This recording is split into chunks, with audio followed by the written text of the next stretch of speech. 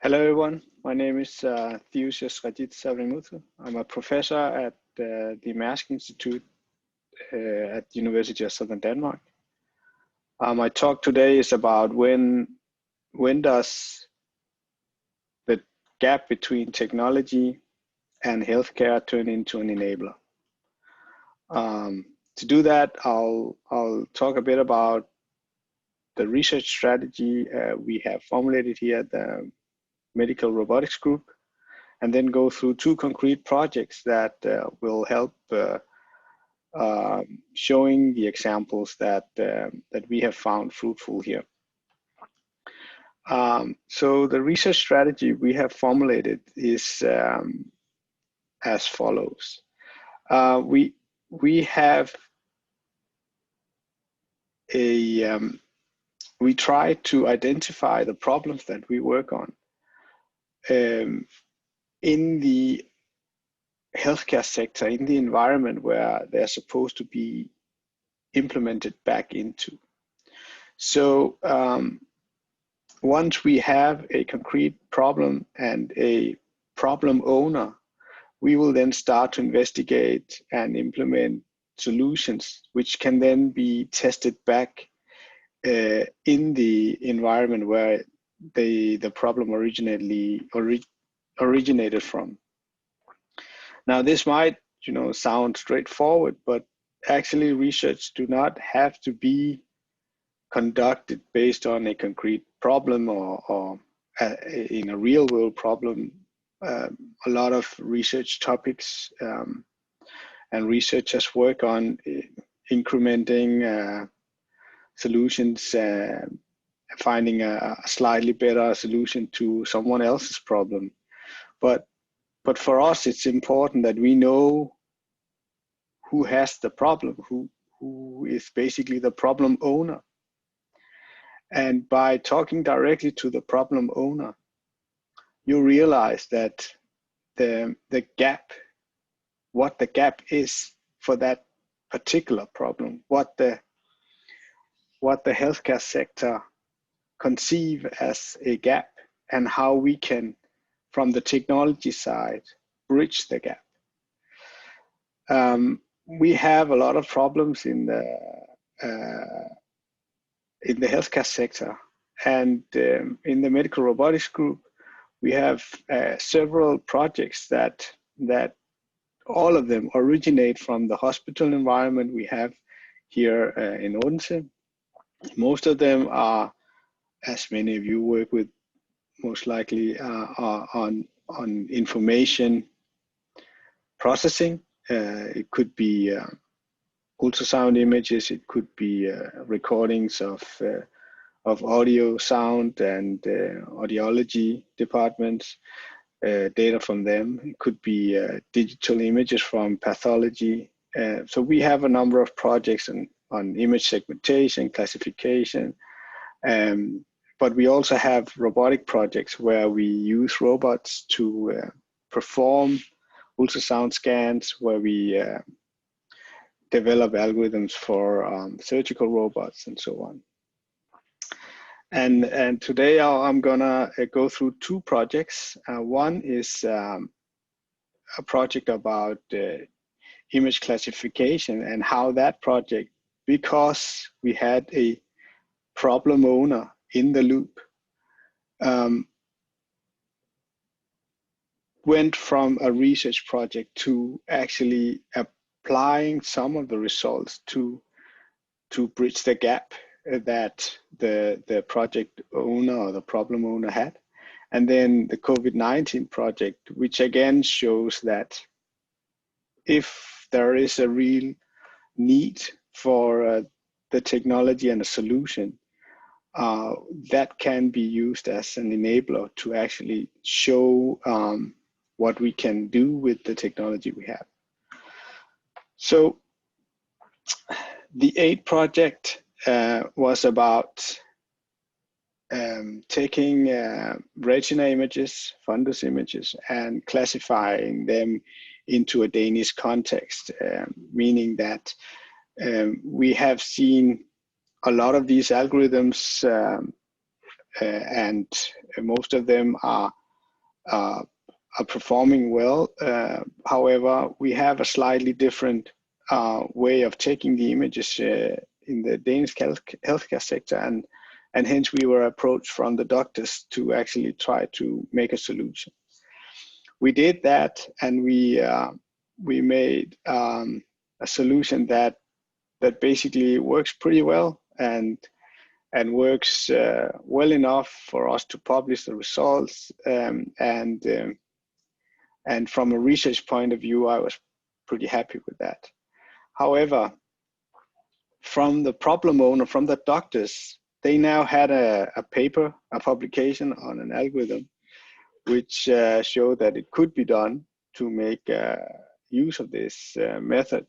However, it was difficult for us to put it in play at the hospital, because that meant a long process, a long journey in product development, in medical classification, approval process, and so on. So it was more or less, you know, we could take the results and put them in the drawer and then wait to someone to pick it up.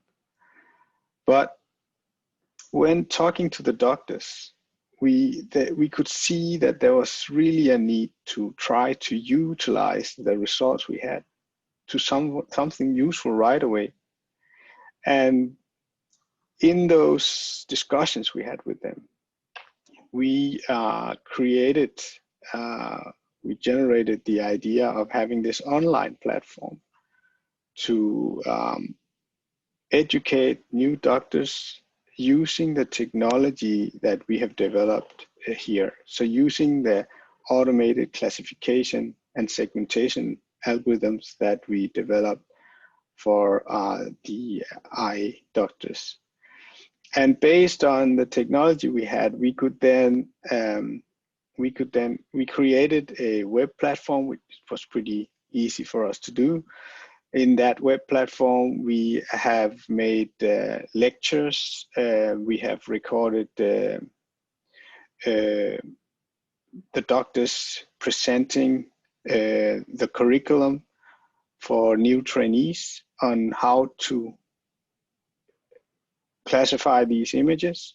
And we have implemented exercises so that the trainees can online find on the images where they see the signs of disease and mark that, and then our algorithm will go in and have a look at their markings, find out whether they correspond to the expert markings, and then give them feedback.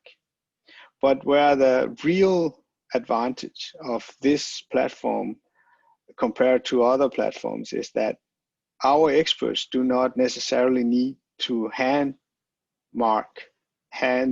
design the ground truth. When they upload a new exercise image, our AI algorithm will automatically find segment the image with the marking of where the algorithm thinks there are signs of disease.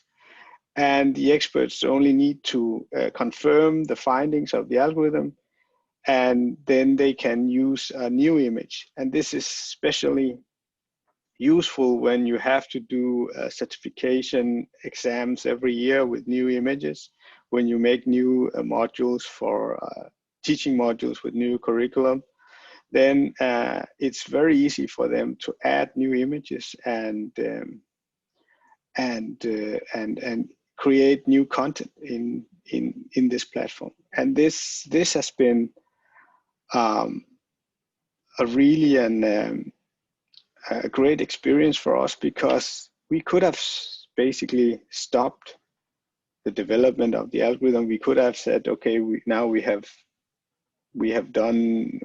shown it's possible, we can move on to the next problem. But by pushing it a bit, we now provide a tool for the doctors, and they embrace it, and we feed something back into the ecosystem of our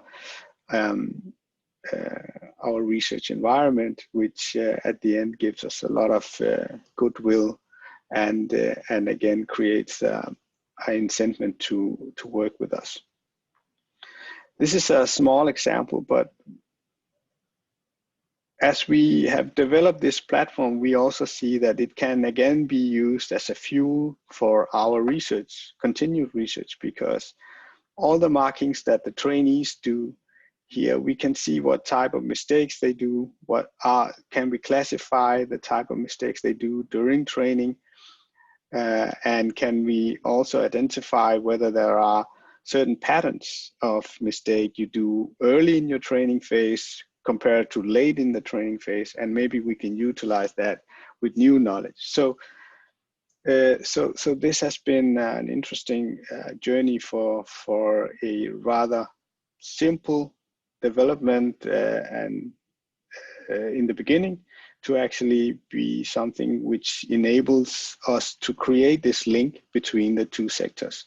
And the technology itself there's nothing new in a web platform where you can do annotation on images. That has been done a lot. But combining this with the knowledge of the AI algorithms we had and developed for this particular case was an enabler. And so one example. Another example was a rapid project. We had 4 weeks, and we started on this project when Denmark went into a general lockdown in March this year, 2020. The country locked down, and we have most of our healthcare units or facilities are governmentally run. So most of my collaborators from the healthcare sector were all diverted into forming these receiving wards for COVID-19 patients, and also the caretaking wards for COVID-19 patients. And we were expecting at that point, a lot of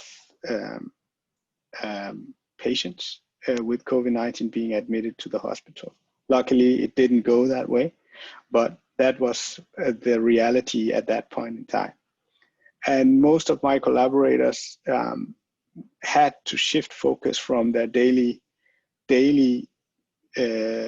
jobs to actually going into these special units, taking care of the transformation of the system to cope with the incoming patients. And in that situation, we of course wanted to help out as much as we could, and we asked them, what can we do to help in this situation? And also we had, in our understanding of the world, at least in my group, it was very important for us to do something at this point. If we could not help the collaborators and the environment at this point, then when are we supposed to do something with the technology we had? So we looked at the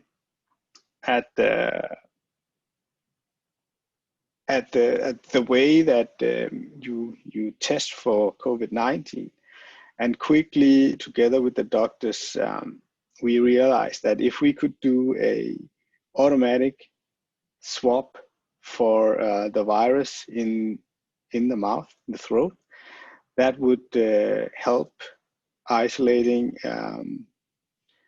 the patients from the healthcare personnel, and also avoiding this direct contact in the very early phases of the disease. So we were given 4 weeks to try to build a robotic system that could do mouth swabs on patients, and we had to automate as much as possible in the process, so that we would keep the idea of not exposing the first line personnel to the patients. This was a very intense development phase where we did first week we analyzed the problem. We kind of identified the different stages that we had to automate. And when we started working on it, already in the second week, we had the first trials on throat models where we tried to swap and see whether it was possible to stop at the right point using force and so on. In week 3, we had the first run with a test subject, a human test subject. And as team leader, you have to show the way. Some said it was because I was the most expendable person in the group. So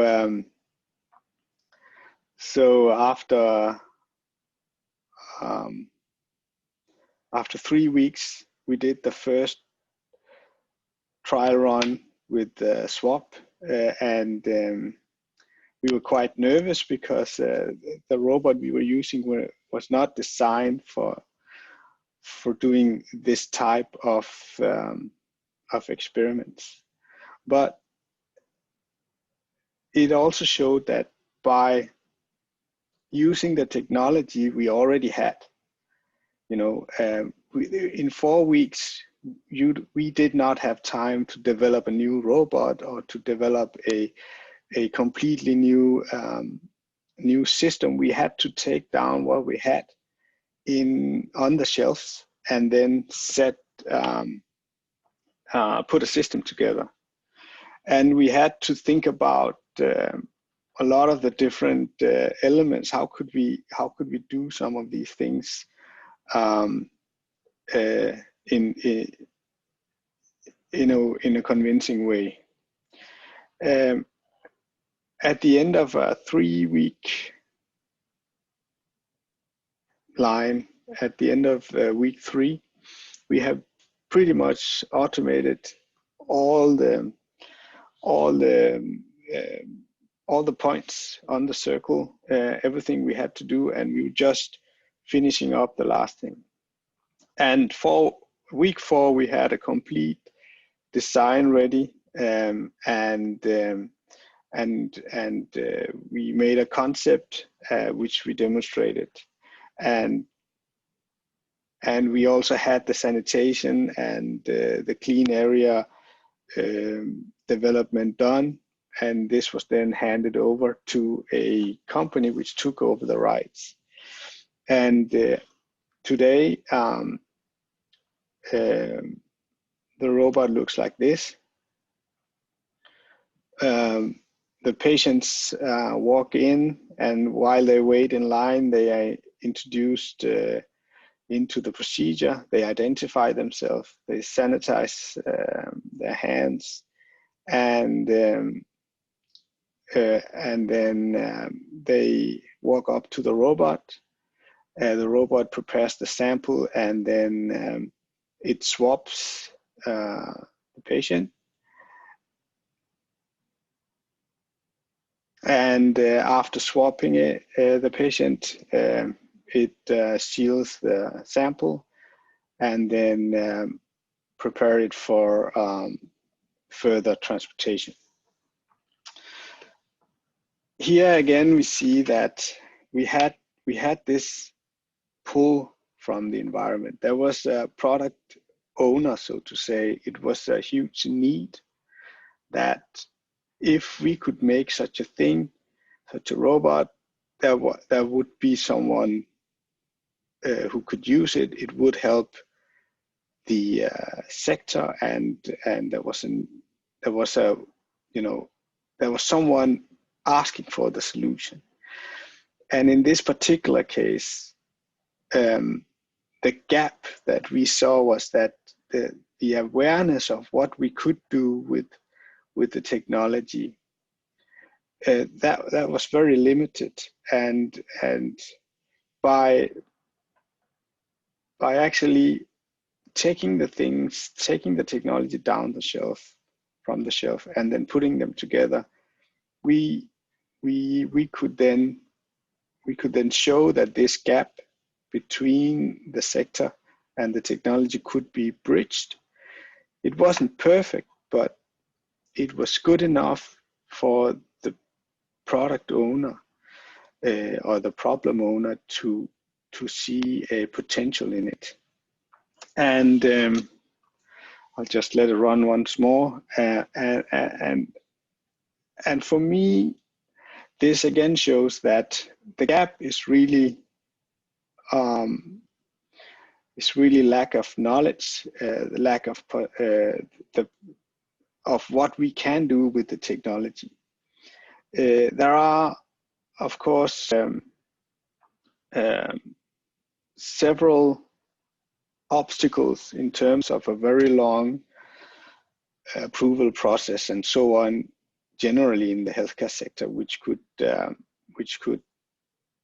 make the process slower for us. But I think the gap for me is very much